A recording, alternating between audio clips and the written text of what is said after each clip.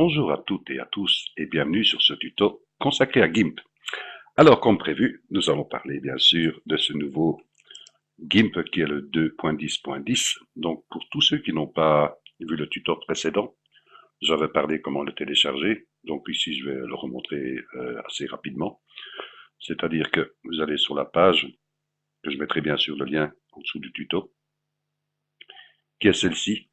Et il vous suffit simplement de cliquer sur Download. À ce moment-là, une page va s'ouvrir, voilà. Vous cliquez ici pour le Windows, je parle bien pour Windows. Vous cliquez ici, votre téléchargement va se faire, vous ouvrez votre dossier, vous lancez l'application automatiquement. Il va écraser l'autre version qui était le GIMP 2.10.8 et vous aurez cette version qui est celle-ci, le GIMP 2.10.10. Il faut simplement que le télécharger, lancer l'application, il va écraser l'ancienne et vous garderez à ce moment-là toutes vos plugins, c'est-à-dire le Gmic, amélioration, vous avez gardé le Heal Selection dans les calques LiquidResQL et ainsi de suite. Alors aussi, avant de commencer ici, pour toutes les petites nouveautés qu'il y a sur le GIMP 2.10.10, il y en a pas mal, donc je vais pas tout vous montrer, sinon vous allez avoir la tête qui est blindée, c'est pas le but, c'est de bien comprendre toutes les petites nouveautés qui se trouvent dans ce 10.10. Alors aussi, je vais d'abord répondre à une question qui m'avait été posée à propos des polices. Parce que justement, et c'est vrai, c'est peut-être une petite erreur de ma part dans le précédent tuto, j'avais employé une police, que je vais vous montrer. Je vais aller. Je vous mettrai bien sûr le lien pour télécharger les polices qui est d'Afont ici, de .com. Et c'était la police qui était Anderson. Donc j'écris Anderson dans le moteur de recherche, je fais rentrer de mon clavier, je descends. Vous voyez, c'était celle-ci, l'Anderson Fireball. Donc il vous suffit simplement de télécharger. Donc il va se mettre dans un de vos dossiers, qui sera ici. Vous voyez Anderson Fireball. Il vous suffit simplement de cliquer dessus. Vous voyez les deux petites applications qui se trouvent ici au-dessus avec le petit A. Comment les télécharger? Il vous suffit simplement de cliquer sur le premier fichier, faire un double clic, et vous voyez ici installer. Ça se fait automatiquement dans votre ordinateur. Automatiquement, comme c'est repris dans votre ordinateur, GIMP va aller le rechercher automatiquement aussi. Vous faites ceci pour le premier. Vous ouvrez le deuxième. Vous faites un double clic et vous l'installez aussi. Donc voilà, ça c'est simplement pour télécharger les polices d'écriture. Alors, une fois que ceci est fait, automatiquement, ils seront repris dans vos polices. Vous voyez, l'Anderson Fireball. Mais il y avait une personne qui m'avait dit, oui, mais ça ne fonctionne pas. J'ai voulu mettre le titre comme vous l'avez mis dans le précédent tuto. Et c'est vrai que j'avais omis de dire une petite chose. Je vais prendre cet exemple ici. Je vais prendre ta police et je vais marquer par exemple GIMP au-dessous. Et si je fais un G majuscule et puis j'écris en minuscule, vous voyez, il n'y a plus rien. Et les gens me disent ça ne fonctionne pas, je n'ai rien qui est écrit. Ben oui, pour cette fonction avec l'Anderson Fireball, mais il faut tout mettre en majuscule en fait. Vous voyez, donc automatiquement ça s'affiche. Voilà. Veuillez m'excuser encore pour ce petit oubli de ma part. Donc voilà. Alors, allons commencer maintenant les petites nouveautés à propos de ce GIMP 2.10.10. Alors, nous allons commencer d'abord déjà ici par la fonction du pot de peinture. Et vous voyez qu'ici, il nous a mis quelques petites nouveautés. Vous voyez ici, Fill Wall Selection, Fill Smiler Color, enfin bon, soit pour sélectionner toute la zone, la sélection, ou bien pour les couleurs similaires. Et puis nous allons voir ici pour le Byline Art Detection. Alors, vous savez que si maintenant je vais prendre par exemple une couleur, qui est le vert, voilà, je vais sélectionner. Si je reste ici, vous voyez sur File Wall Selection, donc il va remplir la sélection. Qu'est-ce ma sélection? Ben ici, vous le voyez, c'est tout le tour de mon image. Donc automatiquement, que je vais faire un clic, ben, il va remplir ma sélection. Jusque-là, il n'y a pas trop de soucis. Je reviens en arrière. Vous savez aussi que si nous voulons, par exemple, sélectionner quelques éléments par rapport ici à notre calque, vous voyez qu'ici, il y a une sélection qui a été mise en noir, nous pouvons sélectionner certaines parties en cliquant ici, par exemple, sur l'outil de sélection. Vous savez, ici, vous avez des petits pictogrammes qui vous permettent de prendre une sélection ou plusieurs en cliquant ici sur le deuxième. Ici, on va prendre celui-ci, par exemple. On va faire ici celui-ci, celui-ci et celui-ci. Et si je reviens sur mon pot de peinture, et que je reste toujours sur ma première ici sélection, si je clique, vous voyez, si je viens ici à côté, il y a un petit sens interdit. Par contre, si je vais dans ma sélection, il remplit la sélection que j'ai attribuée. Oui, c'est une bonne chose. Je reviens en arrière, je vais enlever les sélections. Sélection, aucune. Et je vais ici, maintenant, je vais cliquer tout simplement, vous voyez, dans le fil Similar Color. Donc je vais cliquer ici. Vous voyez, il y a une petite fenêtre qui s'ouvre, on s'en occupe pas encore. Vous voyez que je n'ai pas mis de sélection. Je n'ai pas attribué ici avec l'outil ici de sélection contiguë. Avec cette petite nouveauté, pardon, excusez-moi, qui est remplir les couleurs similaires, mais il va remplir les couleurs similaires par rapport à des sélections. Si je clique ici, dans la partie blanche, vous voyez, il me remplit la sélection. Automatiquement, qui voit qu'il y a une sélection qui a été donnée, le cercle, ben, il ne rentre pas à l'intérieur. Ni ici. Par contre, vous voyez qu'ici, il y a une petite ouverture. Bon, il va remplir la sélection intérieure aussi. Si je viens maintenant ici, comme j'ai rempli la première partie avec mon outil de sélection, en étant ici sur ma deuxième sélection, remplir les couleurs similaires, je peux remplir celui-ci, celui-ci et celui-ci. Vous voyez, c'est un outil très pratique. Je dis déjà bravo à tous ces concepteurs. Vous voyez qu'il faut déjà plus maintenant se permettre de créer des sélections. Au moment où vous avez des sélections qui ont été données sur votre calque. Avec cette fonction ici, remplir les couleurs similaires. Bien faire attention, remplir les couleurs similaires dans une sélection. Pas l'oublier. Allons pousser un peu plus loin. Je reviens en arrière. Je vais ici prendre l'outil de sélection par couleur pour sélectionner toutes les parties blanches de mon calque. Voilà, et je vais faire supprimer de mon clavier. Voilà. Sélection aucune. Je vais attribuer un calque. Voilà, je vais le mettre ici en transparence. Je vais cliquer ici sur la petite flèche pour inverser la sélection. Je vais aller dans mon pot de peinture et je vais remplir, bien sûr, vous voyez que Fill Similar Color, toutes les couleurs similaires. Comme mon calque, ben, il est en transparence complète. Si je clique à l'intérieur, il sera blanc, puisqu'il n'y a aucune sélection à part toute mon image. Donc voilà, je vais descendre mon calque blanc pour donner le même rendu que nous avions avant le détourage. Donc je suis bien ici sur un calque en transparence avec une sélection. Je réinverse les couleurs. Je reprends pour voir si ça fonctionne. Ah oui, il refait exactement la même chose, même si j'ai un calque en transparence à l'extérieur. Je dis oui, c'est pas mal. Allons voir un peu plus loin. Je fais supprimer mon clavier. Je vais créer un calque en transparence. Vous voyez ici, si je clique à l'intérieur, vous voyez qu'il me le met bien en vert. C'est tout à fait normal puisque j'ai un calque en transparence complète. Je vais activer ici maintenant calque. Vous voyez, si je reclique maintenant ici à l'intérieur, il refait la même chose. Vous êtes d'accord avec moi? Puisqu'il faut prendre uniquement les couleurs similaires. Allons voir maintenant avec le File by Line Art Detection. Et vous voyez qu'ici, il me donne une fenêtre avec plusieurs éléments. Et vous voyez qu'ici, il me donne source avec tous les calques visibles. J'ai pourtant ici un calque qui est en transparence. Si je clique à l'intérieur, il me remplit en vert. Pourquoi? Parce que il me dit bien tous les calques visibles. J'en ai qu'un qui est allumé. Donc, je reviens en arrière. Il est toujours en transparence. Je vais activer le deuxième, enfin le calque en dessous. Et je vais faire ici maintenant, toujours en étant sur mon calque en transparence, faire un clic. Et vous voyez, il le prend même en considération par rapport à le calque qui est en dessous. Vous voyez, les petites nouveautés, toutes nouveautés qui peuvent être très intéressantes.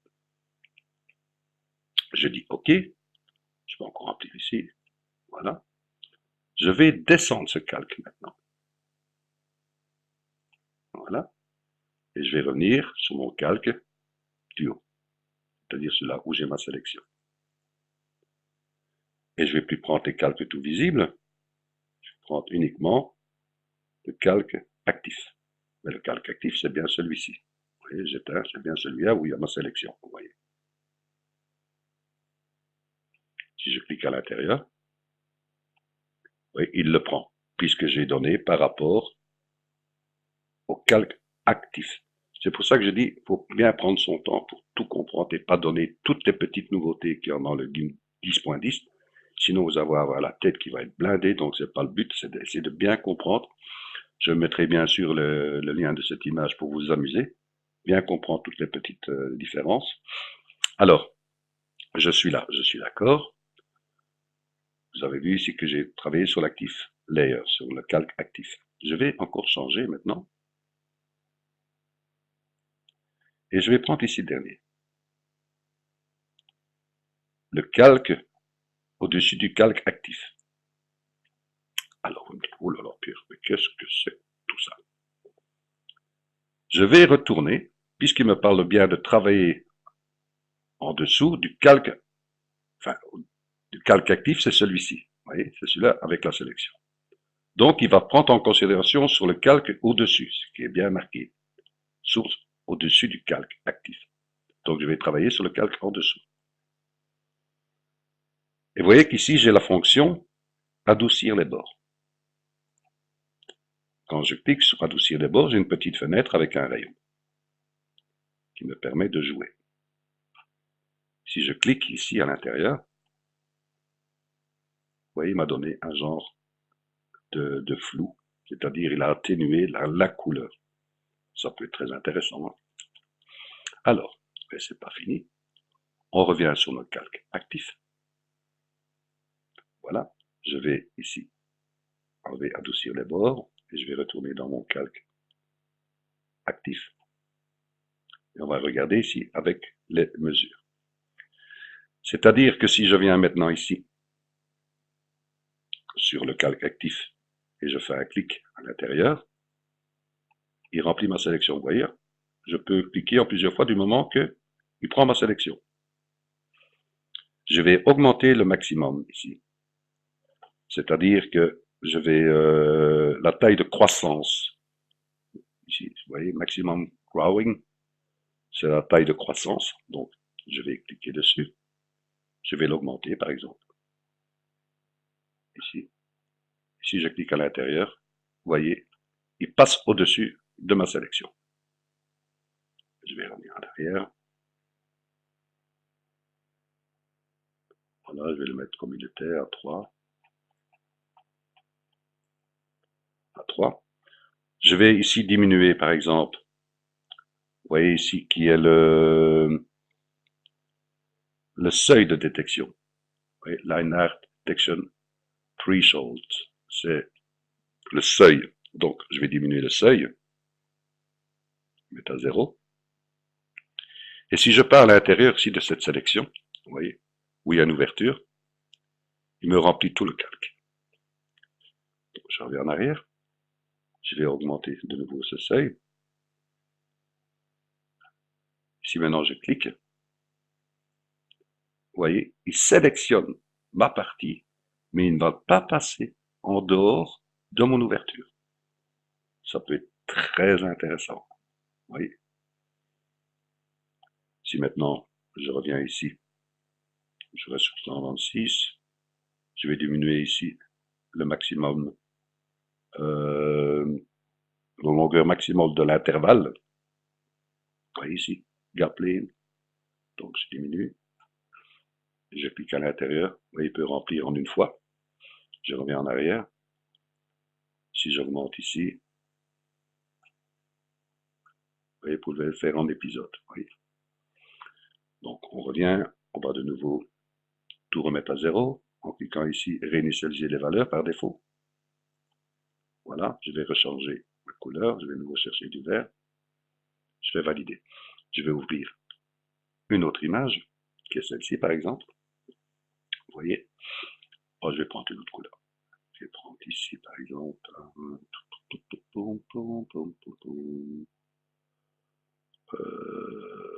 que je vais prendre? Je vais prendre celle-ci par exemple, valider. Et je vais ici maintenant, toujours dans mes couleurs, je vais aller toujours dans mon File Build Detection. Je suis les couleurs que j'ai demandées. Je vais diminuer par exemple ici. Si je peins, vous voyez, il passe dans mon oreille, vous voyez. Donc je reviens en arrière. Je vais augmenter de nouveau ici mon size.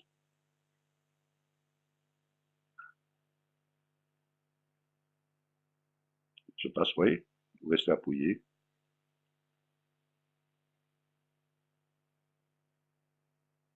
Vous voyez, vous pouvez même faire du coloriage avec des parties. Vous voyez, où il y a des ouvertures.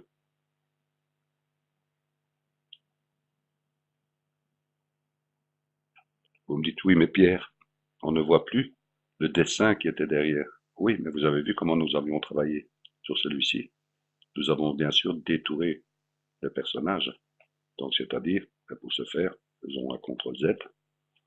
Nous réemployons de nouveau ici notre outil pour la sélection des couleurs, le blanc. Donc, on fait l'IDT. Voilà. Sélection, aucune. Je crée bien sûr un calque. Je vais le mettre ici en blanc. Voilà, je vais valider. Je le descends en dessous. Ce calque-ci, je vais le dupliquer. Vous voyez. Et je vais ici peindre de nouveau mon personnage. Voilà.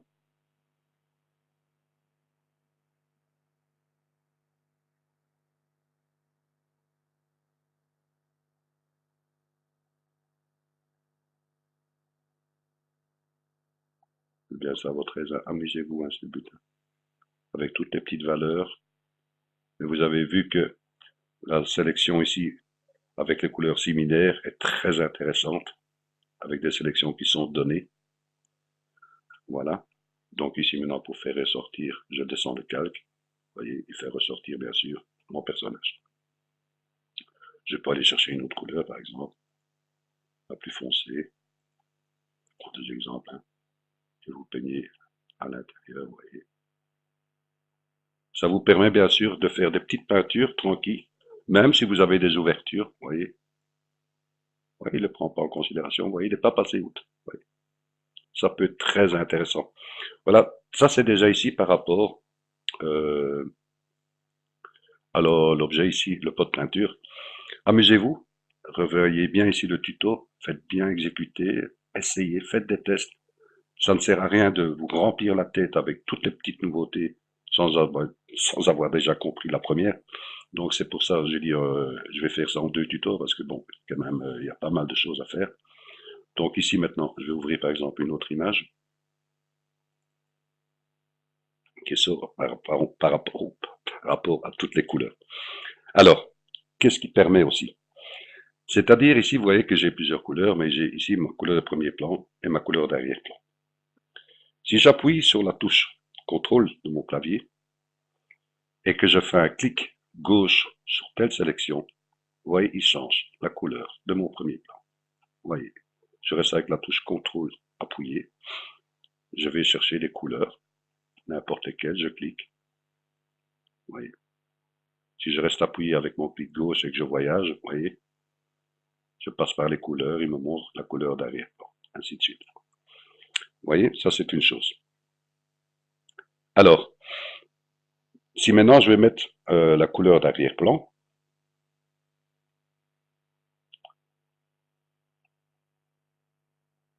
je fais ceci. Attendez, remplir avec la couleur d'arrière-plan. C'est blanc. Changer. Attendez, remplir. Shift.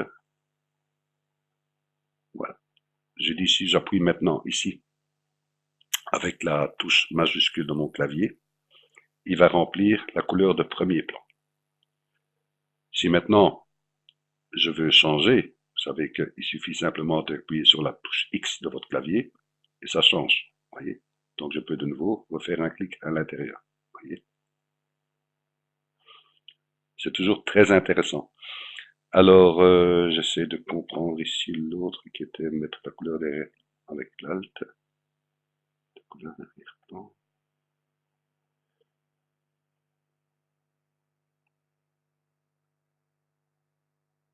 Une petite erreur, il le fait pas.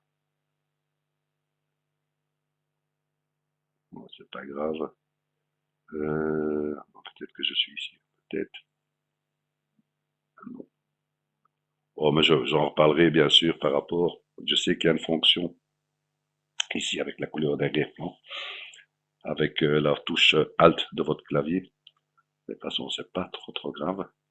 Donc, vous voyez ici, par rapport au changement, c'est-à-dire que pour chercher la couleur, vous appuyez sur la touche CTRL, il va changer la couleur de votre premier plan. Vous voyez, vous restez appuyé, il change la couleur.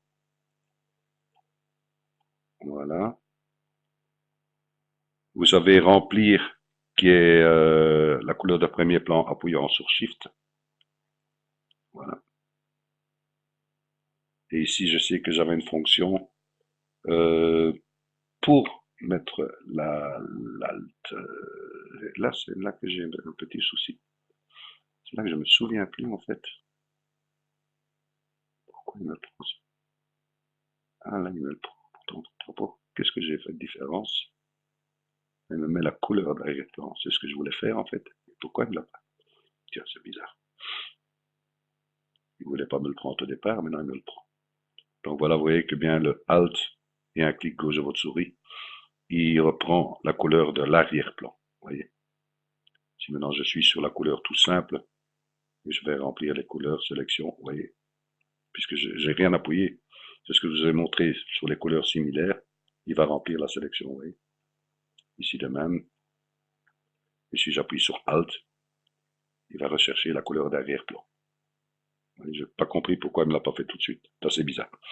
Donc voilà, ça fonctionne aussi. Donc vous avez bien compris. Je vais essayer de le répéter.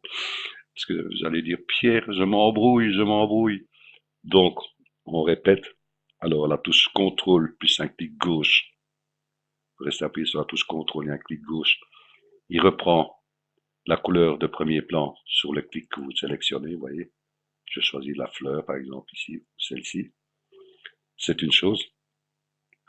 Alors, je vais changer, par exemple, la couleur en appuyant sur X. Voilà, je vais intervertir les couleurs. Je vais chercher, par exemple, une couleur, je sais pas, celle-là, voilà, valider. Je vais de nouveau intervertir. Donc ici, mettre la couleur d'arrière-plan. Pour mettre la couleur d'arrière-plan, il me suffit d'appuyer sur la touche Alt et un clic gauche, vous voyez.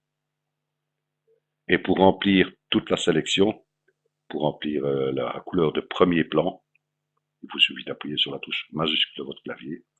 Voilà. Amusez-vous. Vous allez voir que prochainement, il y a de très belles choses encore à découvrir par rapport à ce GIMP 2.10.10. J'ai aussi dû chercher, voilà, j'essaie de vous faire découvrir ce que j'ai découvert aussi. Donc, je vous dis un grand merci déjà de votre écoute et je vous dis bien sûr à très vite pour le prochain tuto consacré au GIMP 2.10.10. Merci à vous.